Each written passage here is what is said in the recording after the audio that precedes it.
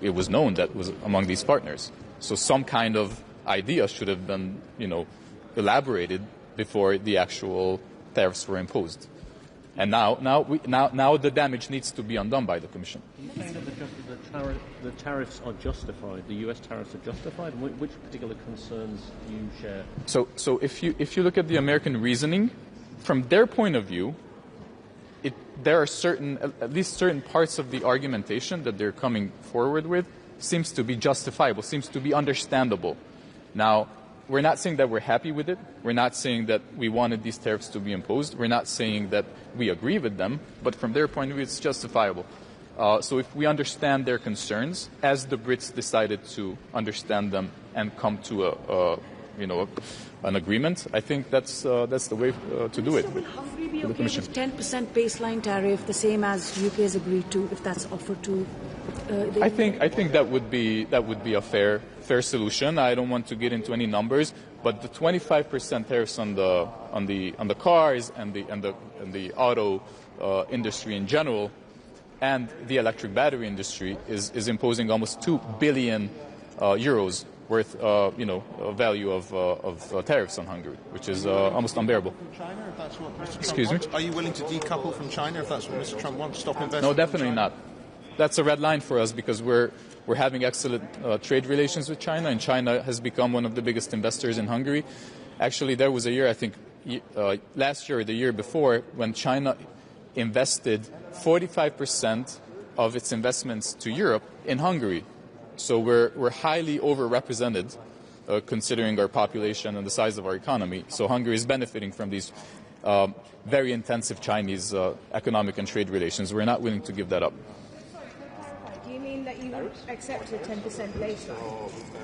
That's something that we would look at very carefully, because a 10% baseline is much more favorable than the 25% tax that we're paying, tariffs, that we're paying after the car industry, which is one of the pillars of our economy. Hungary produces one of the, it's one of the car manufacturing hubs of Europe, at least when we look at its share in per capita proportion. So it's hitting us very hard. Would Hungarians eat chlorinated chicken? Sorry? Would Hungarians eat chicken treated with chlorine? I don't think so. No. We're particular about our agricultural culture. Yep. Thank you very much. Have a nice day.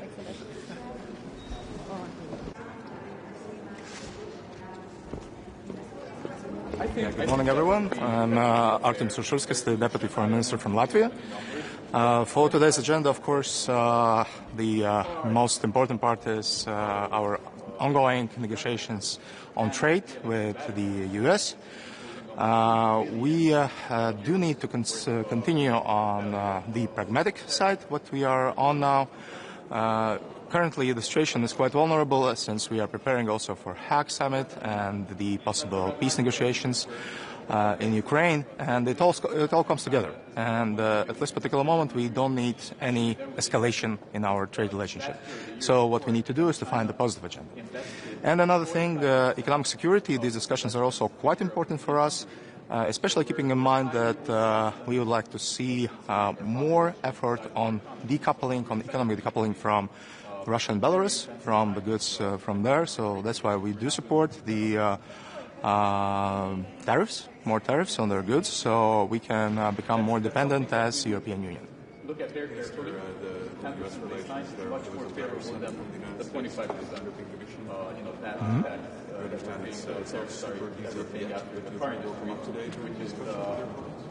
This would be definitely one of the things we would discuss. This is one of the probably smaller steps in our negotiation process.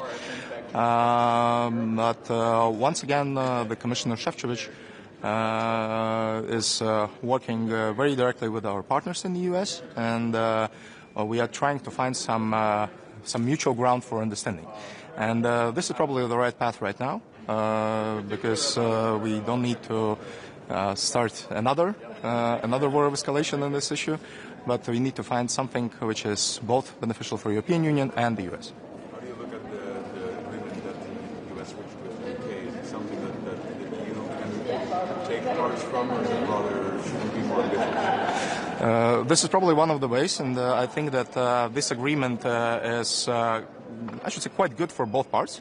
All of them have reached several things they wanted to reach, and this could be definitely one of the ways for European Union. We do understand that we possibly won't reach everything we want, but the same goes to Washington. So basically, we need to find some common ground in the middle. In the UK case, there is 10% still in place. Is that something that the EU would find acceptable? We are not there to decide it yet. We are not there to decide it yet. We do have some imbalances in our trade with the U.S., and one of the things we would probably find acceptable is to tackle those imbalances and to fight for our big industries here in Europe. Can you be also about diversifying digital trade relations? Your Austrian colleague would suggest to invite Canada and Israel to join in an economic area. That's a very interesting idea. Haven't been discussed officially politically yet, but deepening relationship with other countries is also very important for us. And we are talking about new trade agreements or updated trade agreements. And for us, Mercosur countries are one of the big targets in this, and also finding some new partners in the Pacific region as well. And also in Africa. So basically, we need to expand our relationships, and this is historically a very important moment, since we need to remember our market is still very big, it's still very strong, and it's still capable to work with anyone.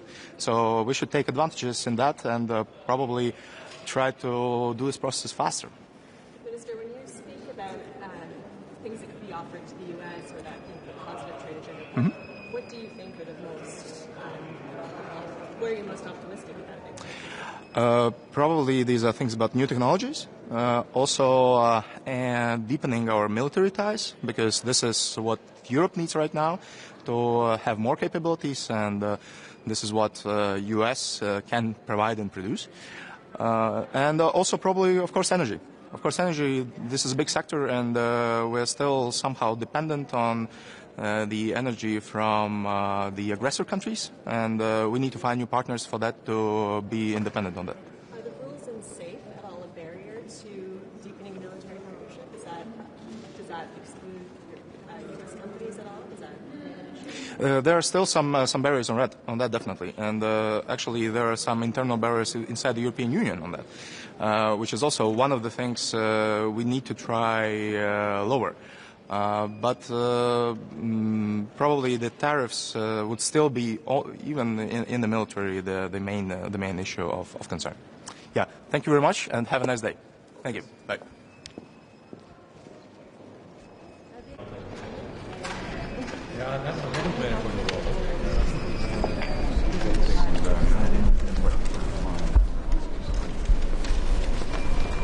Guten Morgen, Frau Reiche. Willkommen in Brüssel. Dankeschön. Europa und die USA vereint mehr, als uns trennt.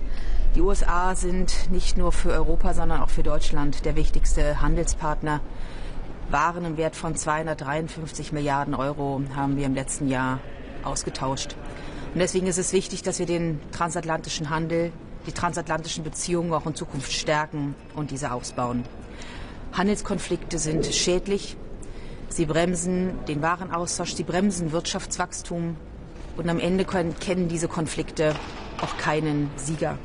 Deswegen unterstützen wir die Europäische Kommission bei den Gesprächen, um diesen Handelskonflikt beizulegen.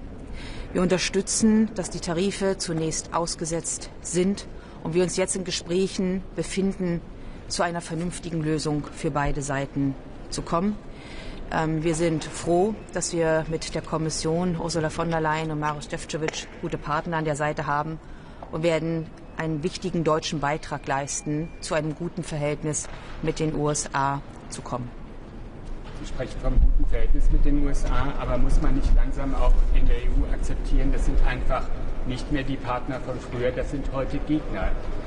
Stecken Sie den Kopf in den Sand oder akzeptieren Sie irgendwann, dass das tatsächlich auch Leute sind, die gar nicht mehr transatlantisch denken? Worte wie Gegner würde ich nie in den Mund nehmen, weil die Amerikaner, die USA unser Partner bleiben. Deswegen ist es das oberste Ziel, den Tarifstreit beizulegen. Die Europäer, die Europäische Kommission hat ja die Gegenmaßnahmen sehr deutlich auf den Tisch gelegt. Und es ist klar, dass wir aus einer Position der Stärke verhandeln werden. Das werden wir auch tun. Wir verhandeln aus einer Position einer wirtschaftlichen Stärke, einer ökonomischen Machtposition, die aber sorgsam eingesetzt werden muss. Noch einmal, wir müssen verhandeln, wir müssen zu einer Lösung kommen, bei einer Eskalation keine Gewinner kennt. Frau Reichen, Lieferkettengesetz. Würden Sie Ihren Bundeskanzler unterstützen und auch fordern, dass das europäische Lieferkettengesetz abgeschafft werden soll? Der Koalitionsvertrag macht dazu eine sehr deutliche Aussage. Erstens, wir brauchen weniger Bürokratie auf der europäischen und auch auf der deutschen Ebene, wenn es darum geht, europäische Vorgaben in nationales Recht umzusetzen. Der Koalitionsvertrag sagt, dass die deutsche Umsetzung des Lieferketten-Sorgfaltspflichtengesetzes in Bezug auf die Berichtspflichten deutlich korrigiert wird. Und an der Umsetzung dieses Koalitionsvertrages arbeiten wir. Unbenommen dessen, und das ist eine Position, die wir vertreten werden in allen Räten, muss auch die Europäische Kommission, müssen europäische Vorgaben so sein, dass die Wirtschaft nicht erstickt, sondern dass Vorgaben umsetzbar sind.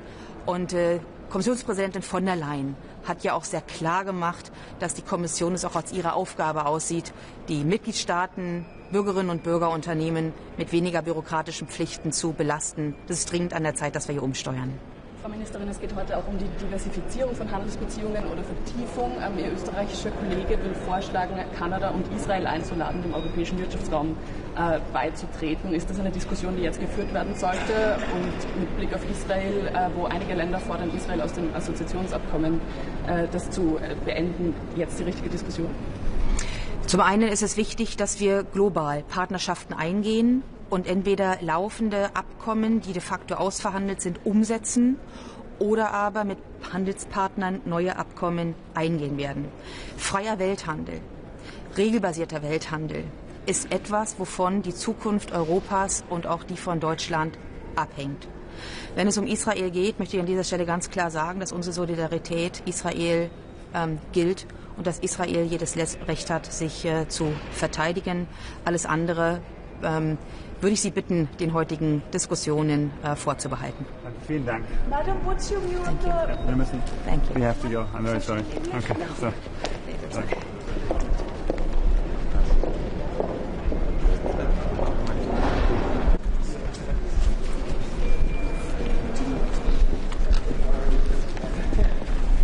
Grüß Gott, guten Morgen. Ich glaube, wir alle wissen, die europäische Wirtschaft steht am Scheideweg. Wir brauchen ganz, ganz dringend den Aufschwung, insbesondere was die exportorientierte Wirtschaft betrifft. Wir verdienen in Österreich 6 von 10 Euro im Export. Das heißt, nur wenn wir Produkte international verkaufen können, können wir Spitäler finanzieren, können wir Schulen finanzieren, können wir den Sozialstaat aufrechterhalten. Deswegen sind gute internationale Handelsbeziehungen von zentraler Bedeutung für Österreich und für die Europäische Union. Das betrifft auf einen die Beziehungen zu den USA. Ich bekenne mich dazu, dass es gute transatlantische Beziehungen gibt. Ich bekenne mich dazu, dass wir am Verhandlungsweg alles unternehmen, um den Zollstreit auch abzuwenden. Wir können aber durchaus weiterhin selbstbewusst auftreten, weil wir sehen schon, dass durch das entschiedene Handeln der Europäischen Union und der Mitgliedstaaten, durch die Reaktionen an den Börsen und bei den Freunden von Donald Trump, er bereit ist einzulenken, er ja erste Verhandlungsangebote auch an andere Länder bereits gemacht hat. Und diese Chance sollten wir auch nutzen. Wobei ich auch offen dazu sage, die Beispiele, die jetzt vorliegen mit Großbritannien, mit China, sind kein Vorbild für die Europäische Union, weil es sind keine fairen Ergebnisse, es sind alles Ergebnisse ausschließlich zugunsten der USA und das haben wir als Europäer nicht notwendig. Wir sind der größte Binnenmarkt, wir sind ein starker Binnenmarkt und mit uns kann es nur Verhandlungen auf Augenhöhe auch geben. Und was wir gar nicht brauchen können, sind irgendwelche PR-Gags, die quasi jetzt veranstaltet werden. Wir wollen solide, ernsthafte Verhandlungen auf Augenhöhe. Das bedeutet für mich, dass wir den Vereinigten Staaten ein klares Angebot machen, welche Produkte wir auch bereit sind, von ihnen abzukaufen, und auf der anderen Seite aber nochmals nachschärfen bei den Gegenmaßnahmen, dass wir das Gegenmaßnahmenpaket vervierfachen auf fast 100 Milliarden Euro, um unmissverständlich und klar zu machen, wir sind ein fairer Verhandlungspartner, wir sind aber auch ein starker, ein selbstbewusster Partner. Was für mich gar nicht geht, ist, dass wir irgendwo nachgeben im Bereich der Regulatorik, was den Digitalbereich betrifft. Ganz im Gegenteil, wir müssen wieder die Souveränität zurückgewinnen, was digitale Handelsmärkte betrifft. Wir müssen die Souveränität wieder zurückgewinnen, was Social-Media-Plattformen betrifft. Es kann nicht sein, dass digitale Handelsmärkte kontrolliert werden von den USA oder quasi unter chinesischer Eigentümerschaft stehen. Und es kann nicht sein, dass so souveräne Dinge wie digitale Diskussionsplattformen, der digitale Stammtisch, Social Media ebenfalls abseits der Kontrolle von Europa stattfindet. Und auch das ist ein Punkt, wo wir eine klare Sprache brauchen. Und ich glaube, das kann man auch gut verquicken, auch mit den Verhandlungen mit den USA. Unabhängig davon, und ich habe das gestern in Berlin zum Ausdruck gebracht, brauchen wir eine neue europäische Handelsarchitektur. Wir müssen unsere Handelsbeziehungen diversifizieren. Wir müssen ein Klumpenrisiko verhindern, weil ich davon ausgehe, dass die USA unter dieser Administration weiterhin unberechenbar bleiben. Und mein Vorschlag ist, dass wir den EWR überdenken, dass wir einen neuen Binnenmarkt entwickeln, einen Binnenmarkt Plus, den Anspruch haben, einen globalen Binnenmarkt zu gestalten, eine Weiterentwicklung des EWR, der nicht an den Kontinentalgrenzen Europas endet, sondern bewusst Staaten mit aufnimmt, die like-minded sind, und dass wir da über das Zollthema hinaus Vereinbarungen treffen, was Produkt- und Zertifizierungsstandards betrifft, was die Anerkennung von Ausbildungen und Abschlüssen betrifft, aber was auch das ganze Harmonisieren und Digitalisieren von Zollverfahren, Zertifizierungsverfahren betrifft. Wir haben da ja schon gute Beispiele, Kanada im Bereich Chemikalien und Maschinenbau oder Israel im Pharmabereich, und das müsste der große Anspruch sein, den Binnenmarkt neu zu denken, den Binnenmarkt groß zu denken, einen Art EWR Plus auch zu entwickeln, und ich suche heute auch Gespräche mit anderen Mitgliedstaaten, um da eine Allianz zu bilden für die Neugestaltung des Binnenmarktes. Herr Minister, ich möchte da gleich einhaken. Was erwarten Sie denn von den anderen Mitgliedstaaten? Ich habe Ihren französischen Kollegen vorhin auf Ihren Vorschlag angesprochen, und er meint, naja, wir verhandeln gerade Freihandelsabkommen, das ist jetzt nicht unbedingt die erste Priorität.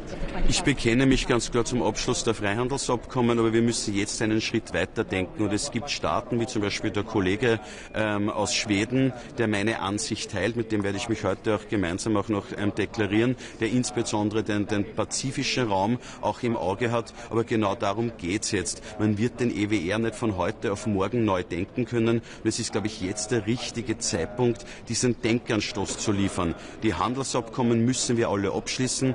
Wenn ich mir jetzt nur durchrechne, die Handelsabkommen, die in Verhandlung sind, dann wäre 50% des Außenhandels der EU durch ein Handelsabkommen abgedeckt. Und dann sollten wir schon nachdenken, ob wir innerhalb dieser Gruppe nicht zwei Geschwindigkeiten schaffen und einen Art globalen Binnenmarkt auch gestalten. Österreich braucht es, die Exportwirtschaft braucht es, und wenn wir den Wohlstand halten wollen, geht das nur mit Außenhandel. Warum schlagen Sie da gerade Israel vor? Es gibt einige Staaten, die sogar vorschlagen, das Assoziierungsabkommen mit Israel auszusetzen wegen seines Vorgehens in Gaza.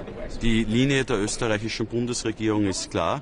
Wir stehen auf der Seite von Israel, auch was wirtschaftliche Beziehungen und auch den Handel betrifft. Klar ist, dass die anderen Fragen davon getrennt zu betrachten sind. Das sind dann Fragen des Völkerrechts, das sind dann Fragen, die auf dieser Ebene auch erörtert werden müssen. Und ich habe Israel erwähnt ja als Beispiel, dass wir ja da über die Handelsabkommen hinaus schon eine Standardisierung im Pharmabereich haben. Oder wie wir in Kanada über die Handelsabkommen hinaus eine Standardisierung im Bereich von Chemie und Maschinenbau haben, als Beispiel, dass das die Grundlage wäre, auch für weitere Schritte. Sie haben die digitale Souveränität Europas angesprochen. Im deutschen Koalitionsvertrag steht, man möchte einen Deutschland-Stack aufbauen. Man denkt also an eine deutsche Cloud. Sollte die neue Regierung in Berlin auch mal ein bisschen europäischer denken, wenn es um digitale Souveränität geht? Ich halte das für eine Schlüsselfrage, nicht nur für unsere Souveränität, sondern auch für unsere Wettbewerbsfähigkeit. Ich erwarte mir, wenn die Kommission die Binnenmarktstrategie vorlegt, dass es auch ein starkes Kapitel gibt im Bereich digitaler Binnenmarkt, Binnenmarkt. Es kann doch nicht sein, dass digitale Handelsplätze wie Amazon von Amerika kontrolliert werden oder Temu und Shein über China kontrolliert werden. Es kann doch nicht sein, dass Social-Media-Plattformen, die nachhaltig Gesellschaft und Politik beeinflussen, außerhalb der Kontrolle von Europa sind. Und das muss das ureigenste Interesse sein, dass wir in diesen Fragen die Souveränität wieder zurückgewinnen. Eine Ausweitung des EBR. Wäre es auch denkbar, dass Handelsabkommen, die eben schon seit Jahren in Verhandlung sind in Asien, Mercosur, dass die vielleicht ausgeweitet werden, dass man die auch noch vertieft und ausweitet? Ich bitte um Verständnis, dass bei so einer weitreichenden Forderung wie dieser der Weiterentwicklung des EWRs man nicht von heute auf morgen das Ergebnis hat. Das Ergebnis kann man nur gemeinsam entwickeln mit den Mitgliedstaaten. Ich habe ein Ziel vorgegeben, dass ich glaube, wir brauchen einen Binnenmarkt, der nicht an den europäischen Grenzen endet. Ich glaube, es gibt eine gute Grundlage bereits mit einzelnen Staaten, aber genau darum geht es jetzt, dass wir eine Art Non-Paper entwickeln, wo wir dann auch immer gewisse Leitpunkte und Eckpunkte auch festmachen. Die Hauptbotschaft ist, wir müssen uns handelspolitisch diversifizieren, wir müssen ein Klumpenrisiko in diesem Bereich vermeiden. Bis wann erwarten Sie, dass Bitte? Bis wann erwarten Sie, dass da wirklich ein Papier auf dem Tisch liegt? Diese Diskussion werden wir jetzt starten. Erlauben Sie uns eine Frage zu den Auswirkungen der US-Politik auf Unternehmen, ganz konkret jetzt, was Gleichstellungspolitik angeht. SAP hat jetzt angekündigt, die Frauenquote zu streichen. Die waren bis jetzt Vorreiter bei der Diversitätspolitik. Muss Europa da fürchten, dass Gleichstellungsziele aufgegeben werden, aufgeweicht werden, weil man fürchtet, Regierungsaufträge in den USA zu verlieren? Europa muss sich vor niemanden fürchten, weder vor Donald Trump noch von sonst jemand. Wir sind der größte Binnenmarkt, wir können selbstbewusst auftreten, aber es ist klar, wenn es Verhandlungen gibt, wenn es anstehende Verhandlungen gibt, da gehört das Säbelrasseln dazu. Entscheidend ist das Ergebnis. Das heißt, Sie sehen das Aufweichen der Frauenquote als Säbelrasseln? Es werden Positionen bezogen, jetzt werden unterschiedliche Positionen auch eingenommen. Ich glaube, wir können selbstbewusst auftreten, was unsere Grundlage und unser Verständnis von Wirtschaftspolitik ist. Das ist ein breiteres als nur Handelspolitik. Das hat Europa in der Geschichte auch immer stark gemacht und ich sehe keinen Grund, unsere Positionen zu verändern. Ist auf dieser Liste der Kommission präsentiert hat von ziemlich 100 Milliarden. Gibt es etwas drauf, was Österreich lieber nicht drauf hat? Ich bitte um Verständnis. Wir haben jetzt ausgemacht bis Mitte Juni, dass wir Einverständnis über die Liste auch erzeugen und dass wir dann darüber reden, welche Produktgruppen. Für mich ist wichtig, Österreich war ja bereits sehr erfolgreich bei den ersten Listen, die wir verabschiedet haben, insbesondere was die industrielle Vorproduktion betrifft. Das werden wir uns genau wieder anschauen, welche Produktgruppen haben für uns eine gewisse Relevanz und anhand dessen dann entscheiden. Aber das müssen wir mit der Wirtschaft diskutieren, das müssen wir mit der Industrie diskutieren, weil wir müssen auch unsere wirtschaftspolitischen Interessen auch im Rahmen dieser Liste verfolgen.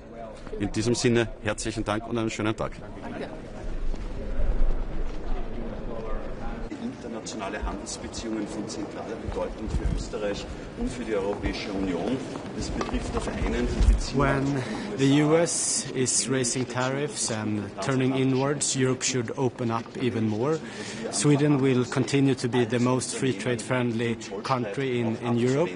We will put forward an initiative together with Austria to collaborate even more or to even join the CPTPP in order to increase trade with our Asian friends. I recently came from Vietnam and Japan, and a lot of the world's growth right now is happening specifically in Asia. So we can do a lot more together with the CPTPP.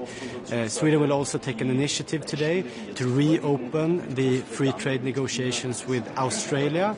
As we all know, the negotiations fell short 2 years ago, and after the elections in Australia for 2 weeks ago, we think there's a good opportunity to reopen the negotiation with Australia. Thank you.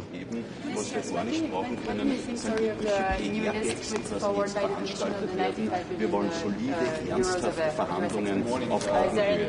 Das bedeutet für mich, dass wir den We're analyzing it. Of course, it's a lot larger list than the last one, so we will keep calm and analyze it carefully, and of course have a close dialogue with the Commission.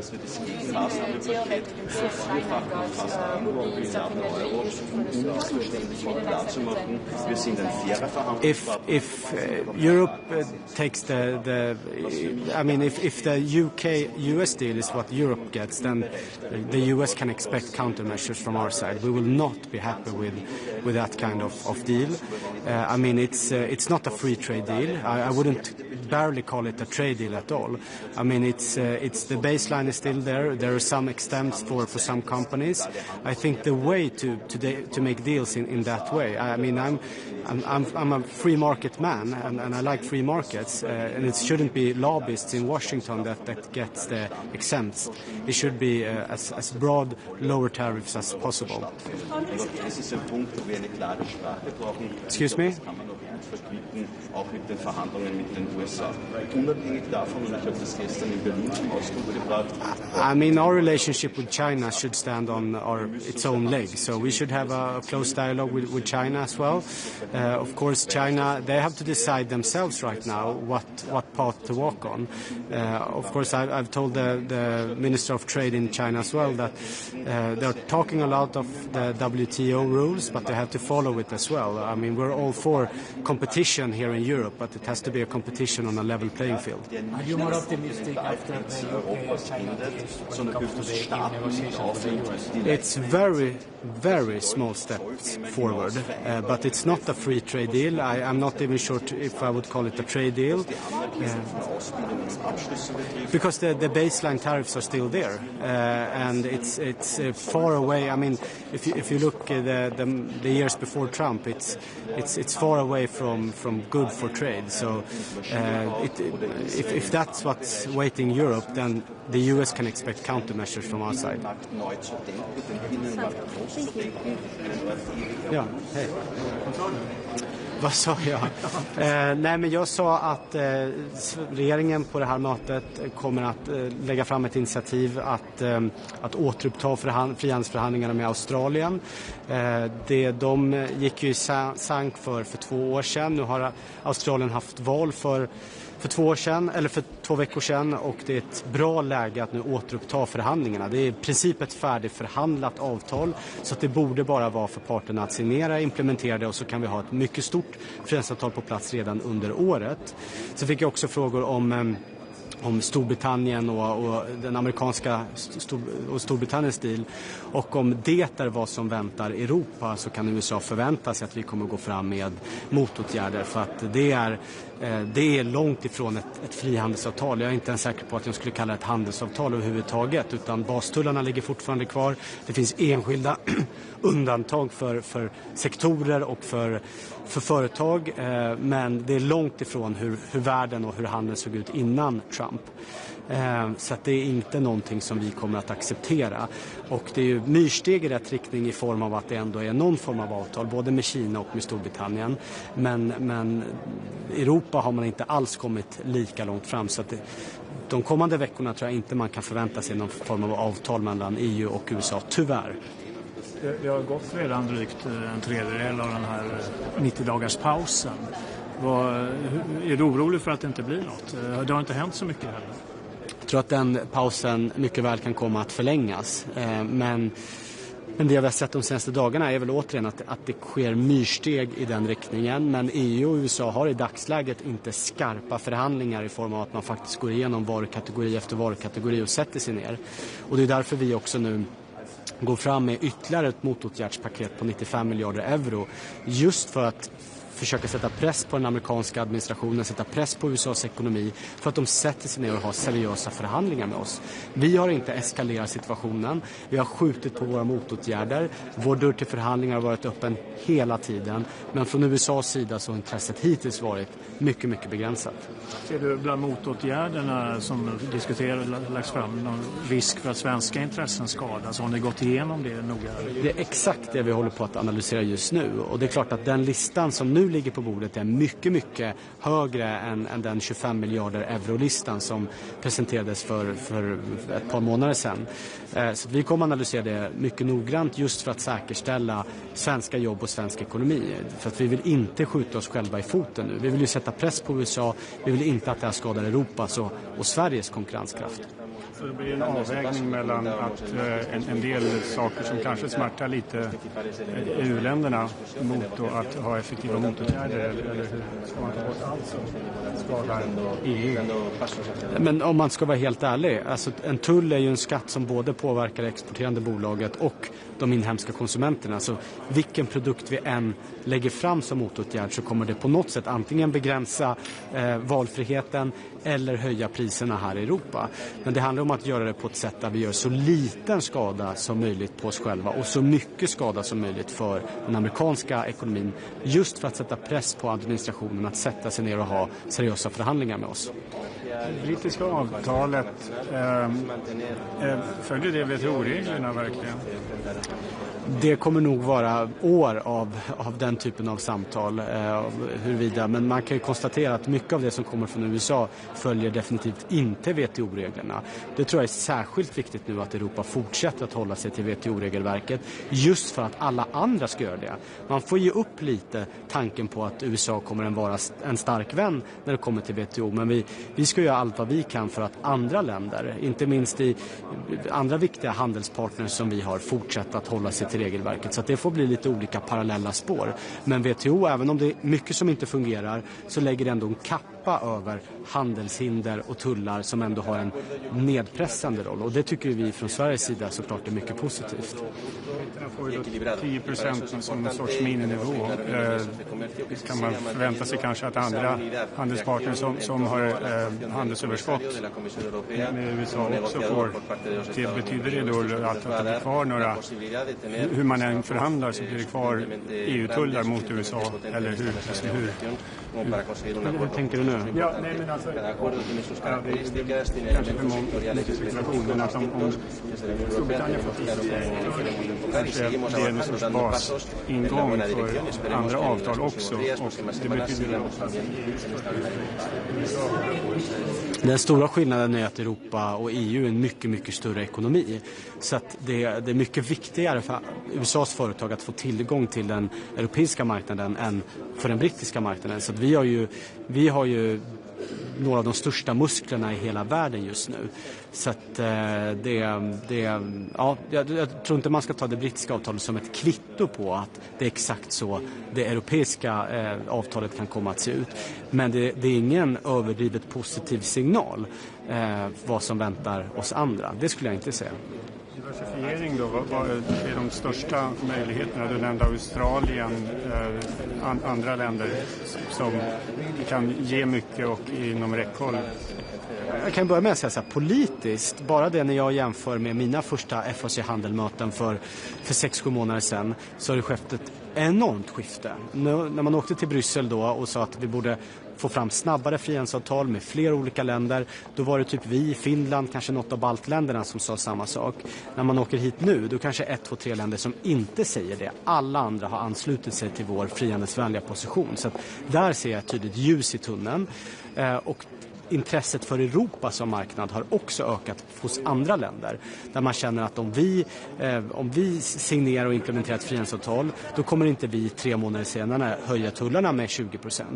Så det är mycket positivt. Och det finns ju flera, både regioner och länder, som ligger relativt nära att faktiskt gå för landning nu. Mercosur, det har jag tjatat om många gånger tidigare, stora delar av Sydamerika. Vi har Indien. Indonesien går det väldigt bra framåt också, Mexiko.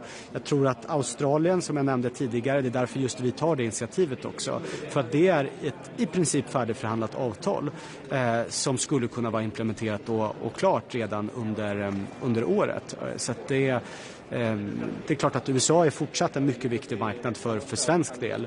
Men då kan vi göra vad vi kan i alla fall för att öppna nya handelsrutter för svenska företag. Alltså man kan kanske minska ner på EUs krav i de här handelsavtalen, kanske på klimat, miljö, mänskliga rättigheter vet jag inte, men arbetsmiljö och sådana saker. Är det en framkomlig väg? Bör EU gå åt det hållet för att få till Ja, regeringen har sökt stöd för exakt den positionen i riksdagen, vilket vi också fick, så att det är nu den svenska regeringens position att vi öppnar upp även för det som kallas för rena avtal. Det betyder inte att avtalen inte ska innehålla delar om djurhållning och annat som är viktigt för oss. Jag menar, handel bygger på att man följer de regler som finns på den europeiska marknaden.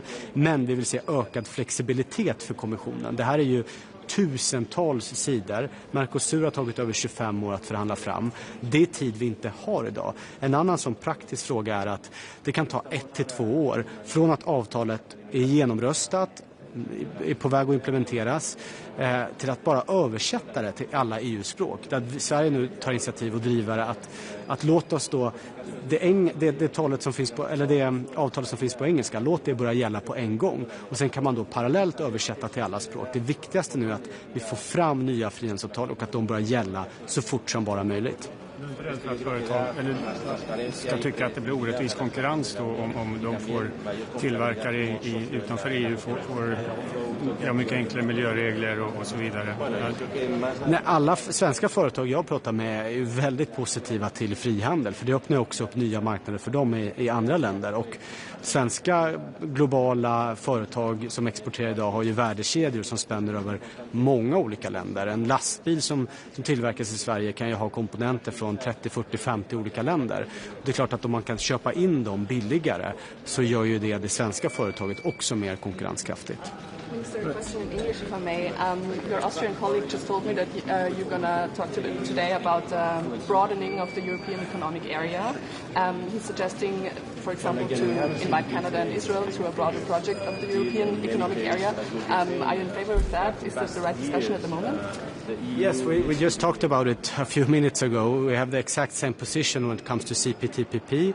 CPTPP is a free trade area. It's 15% of the world economy, and of course Europe. Together with Europe, we're roughly, we're roughly 1/3 of the global economy.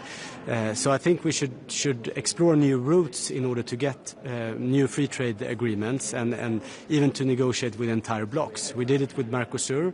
Of course, it took 25 years. We have to move a lot faster than that, but the CPTPP is one of the areas. And I just came from Asia, visiting both Vietnam and Japan, and a lot of the growth happening right now is in the Pacific area and especially in Asia. So we would gladly support an Austrian initiative when it comes to the CPTPP. Thank you. Ja, absolut. Tack.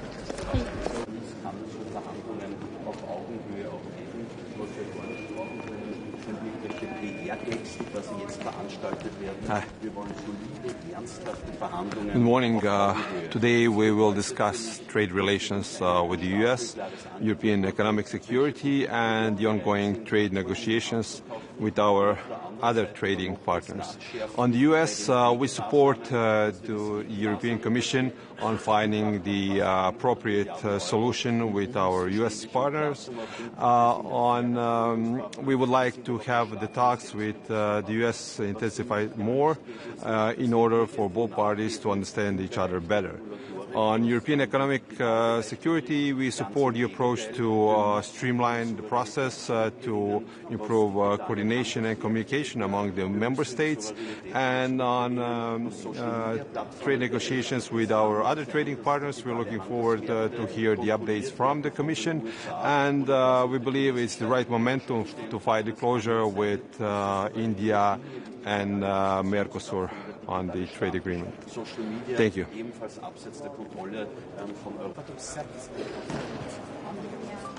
Buenos días. Miren, vamos directamente a las preguntas si quieren. Ya estoy cuando queráis. Ministro, ¿es más optimista sobre las negociaciones con Estados Unidos tras esos acuerdos que se han alcanzado con el Reino Unido o China, o esos acuerdos son muy pequeños, muy preliminares?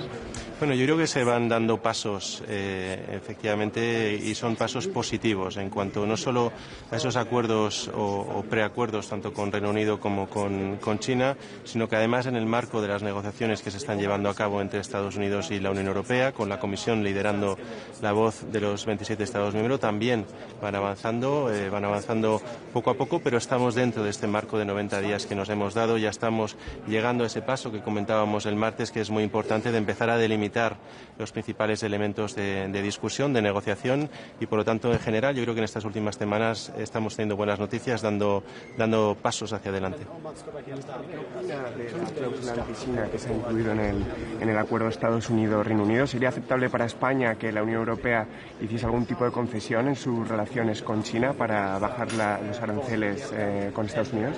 Bueno, no hemos visto el detalle del acuerdo entre Estados Unidos y Reino Unido. En cualquier caso, yo creo que ya hemos sido muy claros con respecto a lo que tiene que hacer la Unión Europea como gran socio o como gran, diríamos, bloque comercial y bloque económico a nivel internacional, y es mantener una actuación y una actitud frente a los grandes poderes económicos de igual a igual, por supuesto teniendo en cuenta que pueden ser, como es el caso de China, un rival, puede ser un competidor en muchos aspectos, pero que también puede ser un socio estratégico en otros, con intereses que tenemos conjuntos, comunes. Para nosotros el acceso, por ejemplo, a un enorme mercado como es el mercado chino, o la atracción de inversiones que puedan suponer el cierre de la brecha tecnológica en algunos sectores clave. Yo creo que hay que ir con una mente abierta, con una agenda muy clara de seguridad económica que proteja los intereses de la Unión, pero sentarnos como gran bloque comercial a todas las mesas de negociación.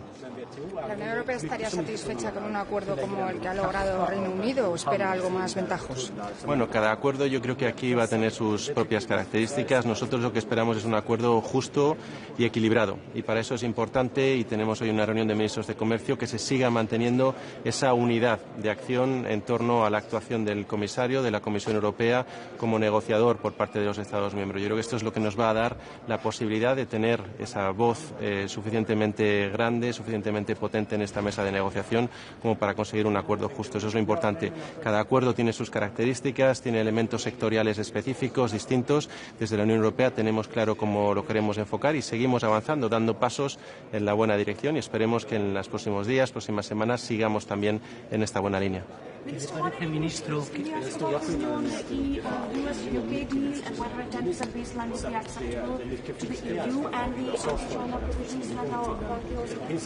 Yeah, so we haven't seen the details of the US-UK agreement, but in any case, I think it's a good step in terms of really showing that this 90 days period is actually bringing fruit and is bearing fruit, and it's showing that basically with a proactive and constructive attitude we can reach agreements, and this is what we are having from the European Union. We're extending our hand to the US. We're really trying to get to reach this balanced and fair agreement, and we think that both the UK-US agreement and also the 90 days extension in the or a suspension in the China-US tariff conflict as well are both good signs going ahead. In the specifics of the US-EU, I think it's a good sign also that we're now beginning to define what the perimeter of the specific elements in the negotiation is, and that perimeter will allow us then, once defined, to really get into the technical details that we will need to reach that agreement in principle within these 90 days. So all in all, I think these are positive signs and positive developments as well. Minister. 10%, is that acceptable to you? Well, again, I think the 10% is one element of the negotiation. We have to look at it not in isolation, but what the final deal will be, and that will, of course, include also sectoral agreements, and it will all boil down to a new specific effective tariff rate. We will see what that tariff rate is, but in any case, we cannot just isolate one element. We will have to see how balanced the final deal is, and hopefully it will be a balanced and fair one. ¿Qué piensa de la lista de 95 millones? ¿Le parece que tiene alguna relevancia el hecho de que Estados Unidos haya dejado las negociaciones con la Unión Europea detrás de las chinas o con el Reino Unido? Bueno, yo creo que estamos trabajando desde el principio de manera muy intensa con Estados Unidos y los acuerdos o estos principios de acuerdo irán llegando conforme vaya siendo posible. Yo no creo que haya habido ninguna intención de priorizar un acuerdo sobre otro. Como he dicho, estamos ya teniendo avances sustantivos con respecto a la definición de las áreas a negociar. Cada relación bilateral es distinta, compleja, heterogénea. En el caso de Unión Europea y Estados Unidos es la relación comercial más importante del mundo. Ya lo hemos dicho muchas veces, hay mucho que proteger y, por lo tanto, de ahí esa voluntad por parte de la Unión de querer llegar a un acuerdo. Y, de nuevo, yo creo que vamos dando pasos positivos. Hoy esperamos esas novedades por parte del comisario Šefčovič. Sabemos que han tenido también contactos en los últimos días. Seguimos dando pasos en la buena dirección y para mí esto es lo esencial. Ministro, ¿qué piensa de la lista de 95.000 millones que la Comisión ha preparado? ¿Cree que sería reducida significativamente las negociaciones con los Estados miembros o solo será pulida? Bueno, estamos ahora haciendo un análisis de esta lista preliminar que nos envió la Comisión Europea. Todos los Estados miembros estamos precisamente en este ejercicio. La discutiremos, tenemos una discusión preliminar hoy, todavía no se ha tomado ninguna decisión, pero en cualquier caso es importante, yo creo que sigamos trabajando en esta vía alternativa, pero priorizando la negociación. Tenemos que saber qué sucederá o por dónde irá, en este caso, la actuación de la Unión Europea en el caso de que no se consiga un acuerdo, porque esto yo creo que da más transparencia y predecibilidad a la actuación.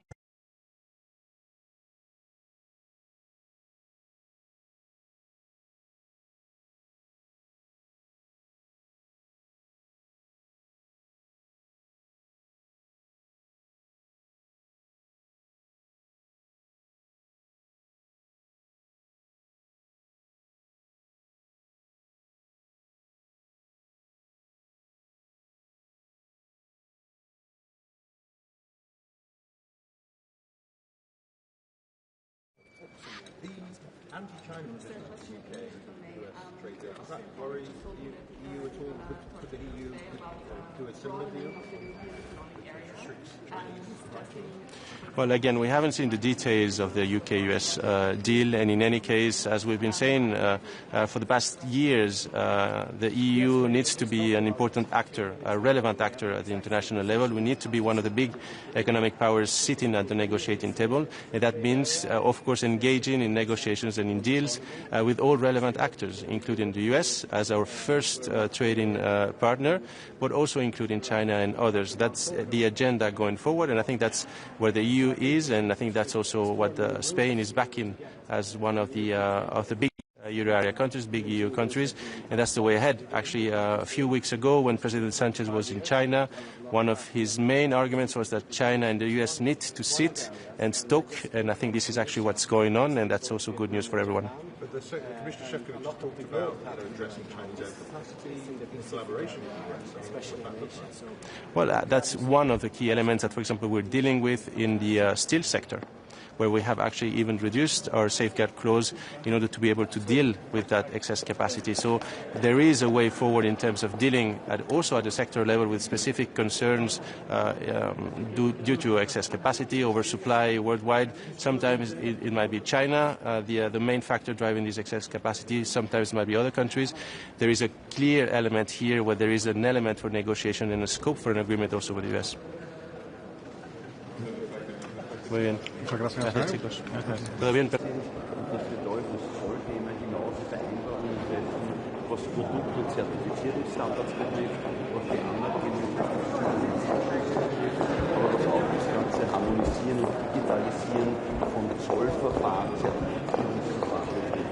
Wir haben da ja schon viele Beispiele. Good morning. I'm looking forward for discussions on US-EU trade relations, on current trade negotiations and also European economic security.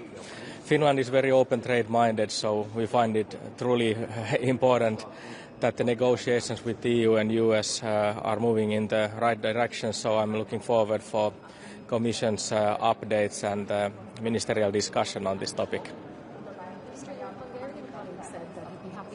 10% baseline tariff to remain in place if the 25% on cars and steel would go.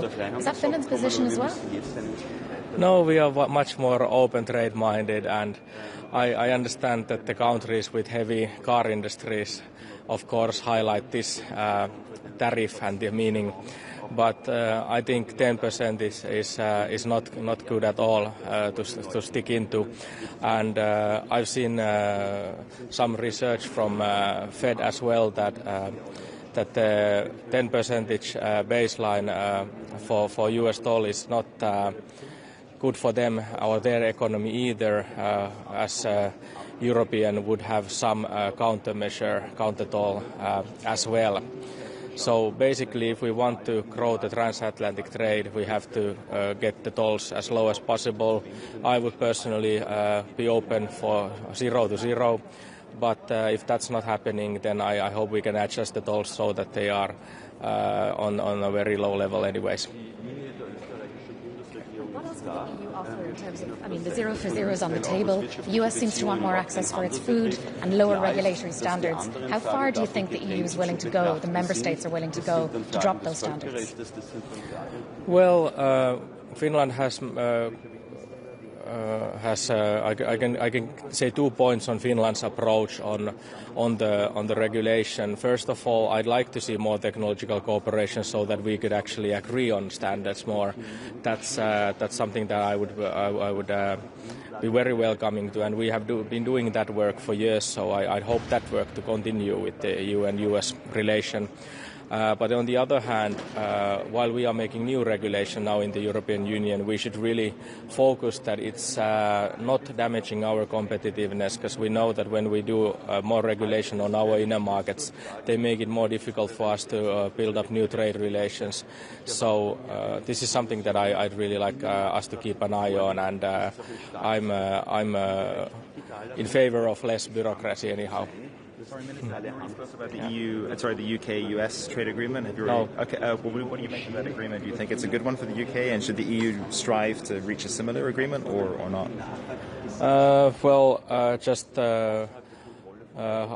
How I see it, it's not an optimal agreement for UK in any means, but I understand that they have this is their way of trying to move forward with maybe negotiating a better stance in the future.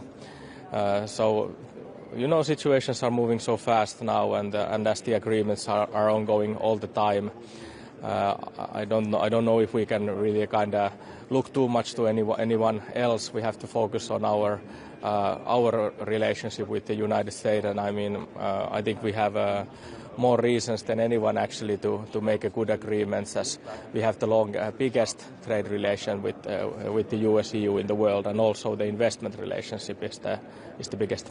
Would it be acceptable to the EU to have something similar, basically involving, for example, a 10% baseline tariff? No, that's not what I would be hoping for. Finland is very open trade minded, and you have to keep in mind that actually the 10% tariff wouldn't be beneficial for U.S. economy either, as European Union would have some counter measure or have some have a tariff also. I don't think we can live in a situation where the other ones would just build up more tariffs and try to benefit their own industries, and we would do nothing. That's not our line. I think we want to negotiate an open trade agreement as possible, or open trade. But if it's not possible, then we have to have a very equal level of tariffs. You would support retaliation if it was a 10% baseline that the EU seemed to be left with? Yeah, I don't think we should kind of. I think I actually just got a research from Fed. I think it was from Dallas, but research on these tariff baselines that actually even 10% is not useful for U.S. economy if there is a EU rise in the tariffs as well. So I don't think we should let them kind of think that we wouldn't do any countermeasure.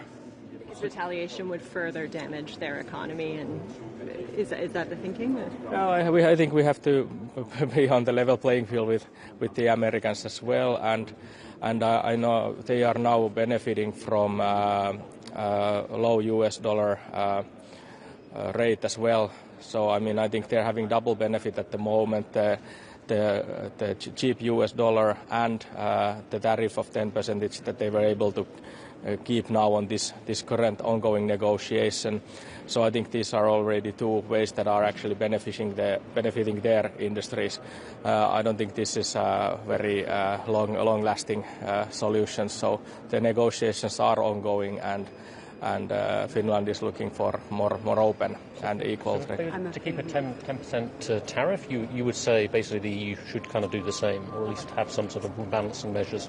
Yes, exactly. I don't think it would be a good idea to keep it like that. Thank you so much. Thank you. Thank you.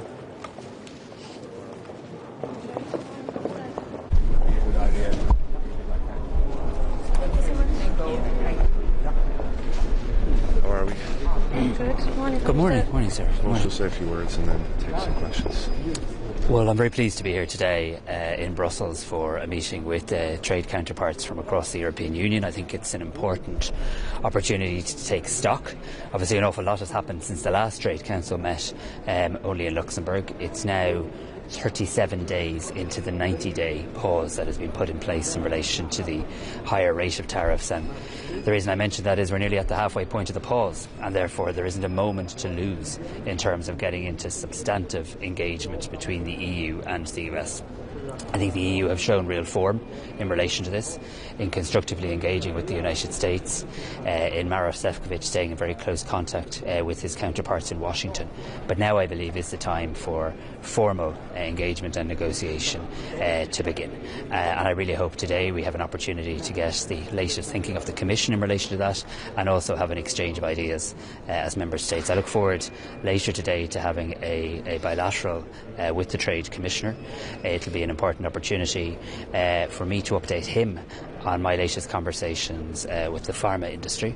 I hosted a roundtable meeting yesterday in government buildings with the pharma sector, a very important sector not just to the Irish economy but also to the European economy, and I very much appreciate that position is now recognised across the European Union. There's around 10 member states that have significant pharma presence, and it's really important that in our negotiations with the EU and the US that this is included, and I think it would be extraordinarily bad faith if the US was to take any actions against a sector whilst the EU and the US are in a process of engagement. So I would today repeat my call that there should be no further escalatory actions by the US when we're trying to actually engage and find a way forward that is good for the EU economy, good for the Irish economy, and good for the US economy as well. On that 95 billion retaliatory list the EU's prepping, what sectors are you going to be talking to Maroš Šefčovič about that are sensitivity to Ireland? Are you trying to get bourbon off the list? Are you trying to get medical devices off the list? So I think every country, when they look at that list, will see certain elements on the list that would have a particular impact. And I think from an Irish perspective, and I must say we're still analysing the list, this is a list that has nearly 5,000 items on it in terms of tariff lines. It runs to about 200 pages. So we're still analysing this across government, across our state agencies. But my initial sense is that things around agri-food, around medtech, and potentially around aviation are particular causes of concern and impact for Ireland. But I do want to say this too, because I often think this countermeasure list is misrepresented or misunderstood. The EU and Ireland wants to be in a position to tear up this list. We don't ever want to see this list implemented, but we obviously have to be prepared if we can't get to a place where there isn't an agreement. But the European Union, we're very united in this. European unity is so strong in relation to this. We want to see a deal. We want to see a deal that is good. We want to see a deal that's much more ambitious than some of the deals we've seen so far. I mean, 10% can't become the new norm. I mean, certainly it can if that's what the US wish. It's not the scale of the EU ambition. We want 0 for 0 tariffs. We want free trade. We want to break down trade barriers. And it's in that vein and with that scale of ambition that Ireland approaches today's meeting, and I know that the European Union approaches its engagement with the US. But the US appears to want more than 0 for 0 on industrial goods. They're talking about access for their food. They're talking about lower regulatory barriers. How far is Ireland and your fellow ministers prepared to go to give the US what it wants? Are you going to lower standards, food standards, tech? No, so I mean standards really matter. I mean there's always room for discussion around alignment and a greater understanding and a greater amount of alignment between two great trading blocs, the United States and the European Union, and we'd be foolish to negotiate in public in relation to this. But 37 days into a 90-day pause, we do need to get beyond kind of intermittent contact into really substantive, serious engagement. And I hope now that you've seen the US and China step back from the brink in terms of a 90-day pause, you've seen some element of an agreement between the US and the UK. I really hope that bandwidth can now be applied from a US point of view to engaging in a substantive and meaningful way with the European Union. If they're willing to do that, and I believe from my meeting with Commerce Secretary Lutnick, I believe they are, if they're willing to do that, they will find a European Union that's willing to talk about everything. That doesn't mean we'll agree on everything, but willing to talk about everything, because that's the mature, responsible way to behave. But I do need to reiterate, what we can't see during this period is further action by the US administration. They certainly haven't seen it by the EU. That is escalatory in terms of new hits to the European economy, including the pharma sector. What would it mean if they were to escalate it? What could or would the EU do? Well, I think it would just create a bad environment. I mean, I think it would be acting in bad faith. And I think if you want a negotiation to succeed, it's always important to try to de-escalate. In fairness to President Trump, 37 days ago, he put in place the 90-day pause. We in Ireland, we in Europe welcomed that. That was a de-escalatory measure. We need to keep the environment de-escalatory. We've been very conscious of that in relation to Europe. We've only been announcing potential measures that might be considered should a deal not be reached. And I just think it would certainly make the backdrop for agreement much harder. So it would be counterproductive. You said the 10% baseline tariff was not acceptable. If it were put in place and couldn't be removed, would it be appropriate for the EU to have corresponding rebalancing measures? We'll decide that if and when we get to that point, and I don't want to accept that as the reality, or I don't want to lower the scale of our ambition, because we're very clear, and I think Maroš Šefčovič has done excellent work here in outlining a unified European position, which is in many areas 0 for 0. I find it somewhat concerning that when you do see deals that the US have cut in relation to trade, those deals might make a country better off in terms of their trading relationship with the US than they were 2 weeks ago, but objectively worse off than they were 3 or 4 months ago. So it's all about when you start the point of comparison, isn't it? But I mean, we want to get to a point where there is a better, stronger trading relationship with the United States and the European Union, not just something that's better than 37 days ago. Minister, just to go back to pharmaceuticals for a moment, since you met with the industry yesterday, President Trump said just a couple of days ago he'd like to see a move to what he calls most favored nation pricing for pharmaceuticals, and to tie American prices potentially to European prices. What do you think of what he's saying there? And he had some strong criticism for Europe in terms of I think suggesting freeloading on American spending on pharmaceuticals. I think there's a fundamental misunderstanding from elements of the United States administration in terms of how the pharma sector works in terms of global supply chains. And I would have made this point when I met with Secretary Lutnick, that actually the EU and the US are very interdependent when it comes to the pharma sector. I believe that actually if the European Union and the United States get in a room, I actually believe we can make progress on pharma that is good for both the US and the European Union. I mean, President Trump has an ambition, as is his right. It's probably something you'd expect any president to have, that he wants to see more jobs and more factories and more plants created in the United States. It's a perfectly legitimate aspiration of the President of the United States to have. But that also needs to be balanced with this recognition that his companies, to use his phrase, US companies, who want to do business in this trading bloc in the European Union, need to have, or certainly it's advantageous to have, a presence in the European Union. So we're going through a period of good weather in Ireland at the moment, but that's not the norm. Pharma companies don't locate in Ireland for the sunshine. They locate in Ireland because they want access to 460 million consumers.